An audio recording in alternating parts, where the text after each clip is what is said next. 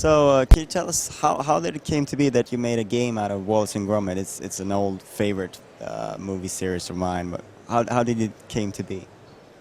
Well, we are a studio full of animation geeks, actually. So there are a surprising number of Wallace and Gromit fans at Telltale Games, and Wallace and Gromit themselves actually seem to be characters who would fit very well in an adventure game, just based on the kinds of situations they usually get themselves in, the kinds of things that they do. So the idea has been floating around for a long time that they would actually be would be a good license for us to work with. And you know more about how that actually happened than I do. Yeah, well, we, the studio was really excited about the idea, and what we did was we approached Aardman about it, and they were very interested when we told them that we wanted to make a game where we were going to focus on the story and the characters and not try to turn, Gromit into a guy that runs around shooting things. So they really appreciated that, but they wanted to make sure we could get the look right. So we did some art tests and sent them over, and they were real happy with what they saw, and ever since then we moved forward and built the franchise out. We also wanted to make sure we get the stories right, so we did a pretty extensive story pitching process as well, where we came with lots and lots of ideas and ran them all by and refined them over a course of a number of months to get to the proper Wallace and Gromit-y creamy center. I can imagine that's a problem because all of your games have a lot of humor in them, but there's distinctive brands of humor. There's a difference between Homestar Runner and Strong Bad and Sam and Max and Wallace and Gromit, and so is that a challenge for you guys not to sort of mix things up? It is actually, yeah. It's true that humor is not humor. There are many kind of brands and accents of humor, and we're a bunch of American guys, and we were working with an essentially very, very British license, and so there was a lot of research that went in. First off, we had to watch everything that Aardman ever did, and also like old Ealing comedies they recommended that were inspirational to Nick Park at the beginning. And then we also hooked up with an editor that they've used for a lot of things, a guy named Tristan Davies, who had a deep familiarity with the license already. So we were working with him to refine the stories, and then he was taking passes on the scripts to kind of weed out all of the Americanisms and the kind of tainted humor that was in there. So we actually wound up something pretty true. So it's a fairly long process to get all that done, I suppose. Well, nothing is ever really very long at Telltale, but for us it was long. Yeah, it was tough. So, speaking on a general sense, you've established this format of your games with episode-based content. What do you feel are the benefits of that? Well, I think one thing is for players, it's something that they can be engaged with over time. It's not just you buy it and you play it and you throw it away. It's more of an experience where you get a new episode every month and you can look forward to a new part of it, and it's kind of part of your life, more like a television series or something like that. So, we really wanted to do something where people could be engaged with the experience, and then since we're online as well, it gives us the opportunity to support it between episodes as well online. So, the opportunities are really unlimited with the format. We're the first ones to do it. We're kind of defining it, and each time we do it, there's a new thing about it that we really find that we can do more with. Whether it's hearing feedback from users between the first and second episode and having the fourth episode reflect that. There's just a ton of opportunity, and it's just really, really exciting for us. And we just feel like we're going to continue to make it better and better for users as we continue to grow. I just wanted to add, from a purely storytelling perspective, you learn a lot more about a character by seeing them in a variety of situations over time than you do sort of seeing them through one big blockbuster event. And it's hard to write a good story that lasts for 10 hours without, straight away.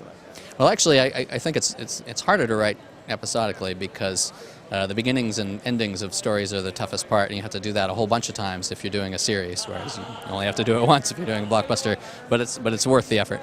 Yeah, you've had some practice now. Yeah, we've done 20, 25 games, so yeah.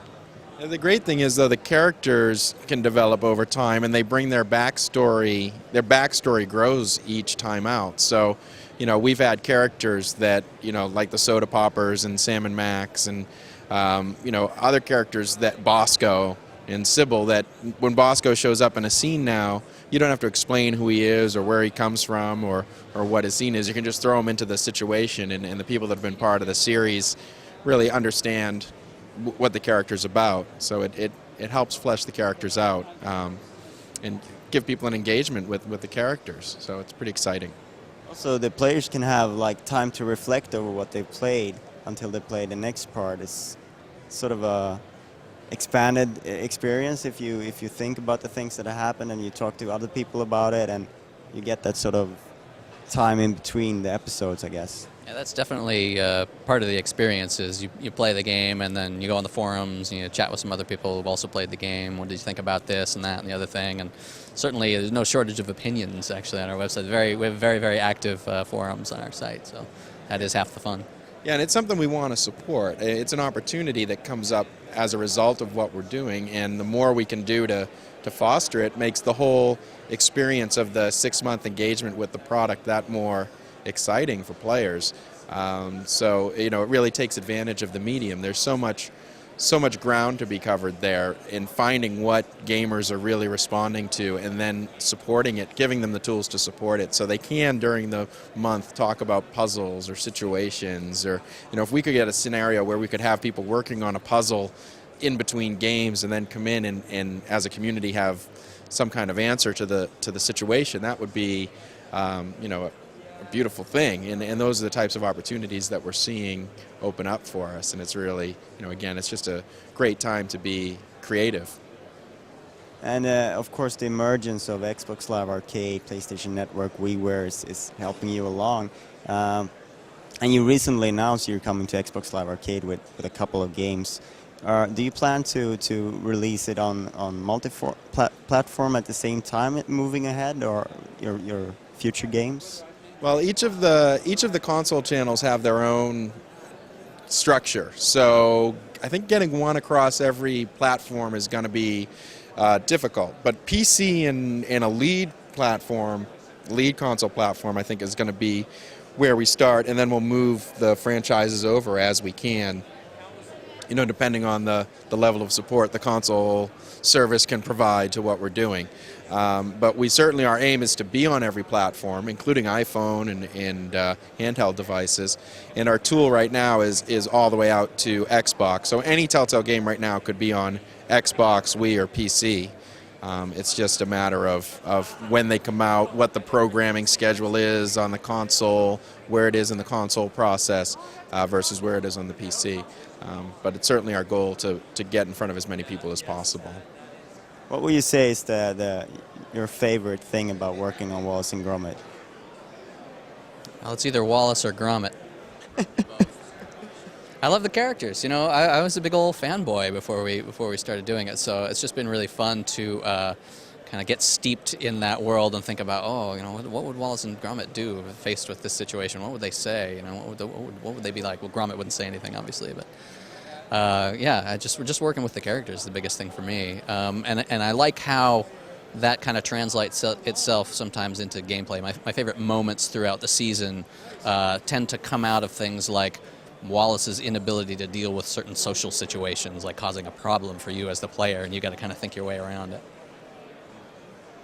Yeah, I definitely like the idea of a hero like Gromit that is so, it's like the dog is the smarter of the two. It totally breaks the norm, and I think it's a really cool thing to explore. The fact that he doesn't talk has really, I like a challenge because I like to see our guys solve a problem, and I think it really opens up a lot of creative solutions for us. And of course, the whole office is turning British. Which is pretty funny. Whenever we're doing a game, it's like certain elements of the studio are all in CSI land, and you go over and they're talking about blood swabs and those kind of things, and then you go to the Sam and Max side, and God knows what they're talking about. But you get to the Wallace and Gromit side, and it's all brilliant and cracking. Yeah, and we've all discovered that Wensleydale is in fact really good cheese. Yes. All right.